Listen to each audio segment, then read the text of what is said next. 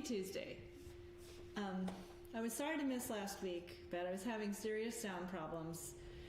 I think it's better now. I do have a little buzz in my cello, but if I don't crank it too loud on the wrong notes, I shouldn't make that be a problem. Before I play Abraham's Sons, I just want to warm our ears up with some Bach. This is the Allemande from the Suite number 4 in E flat major.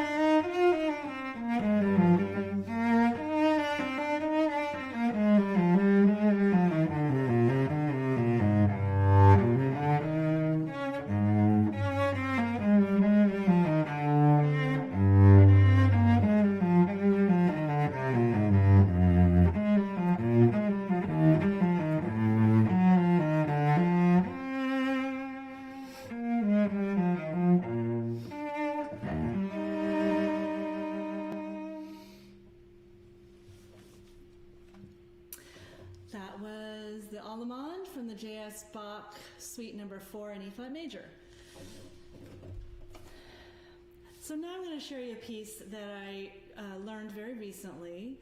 I played it for the first time for a Fear No Music online concert just a few weeks ago. And I loved it so much, I wanted it to become a central part of my repertoire, my solo repertoire. So of course I wanted to play it again and again, and so here's my chance to play it again for you.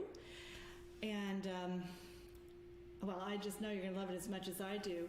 So it's called Abraham's Sons, In Memoriam, Trayvon Martin. It's by James Lee III.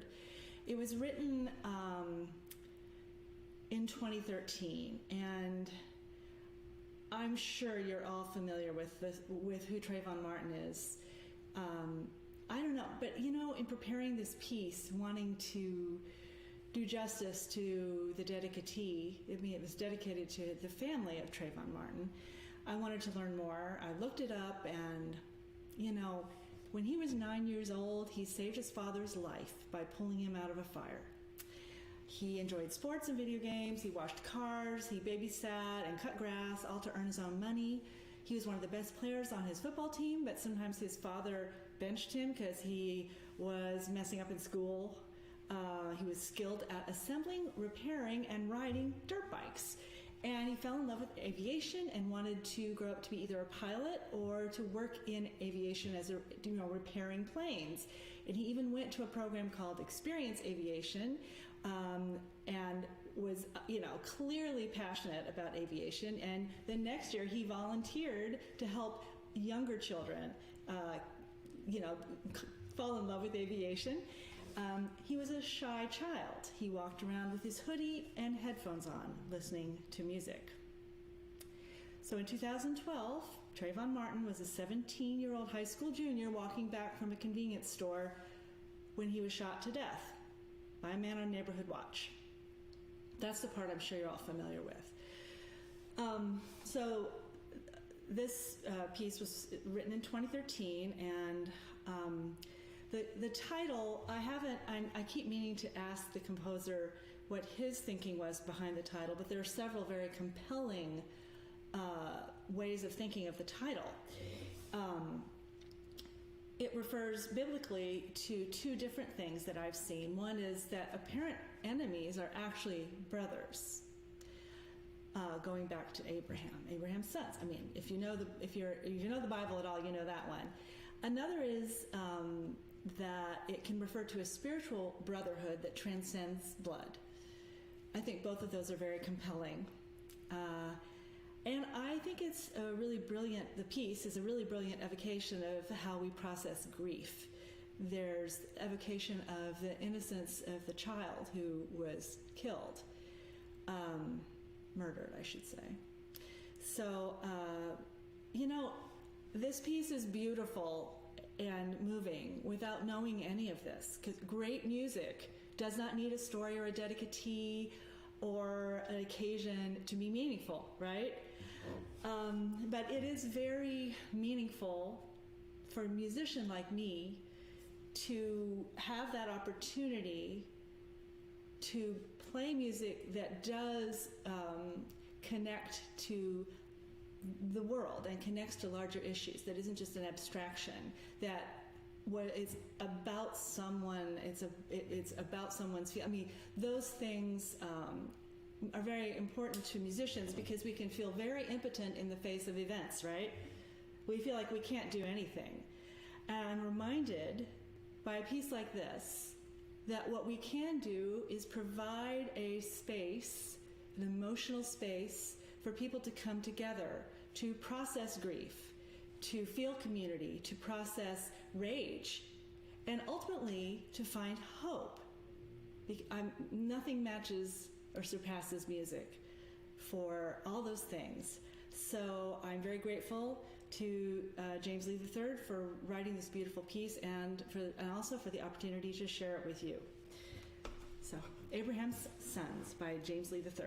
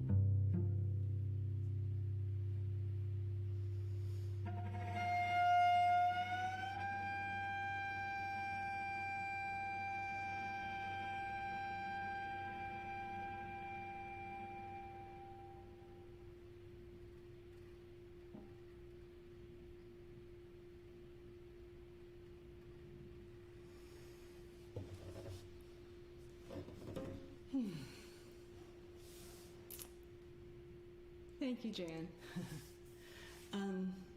That was Abraham's Sons by James Lee III. It's pretty intense.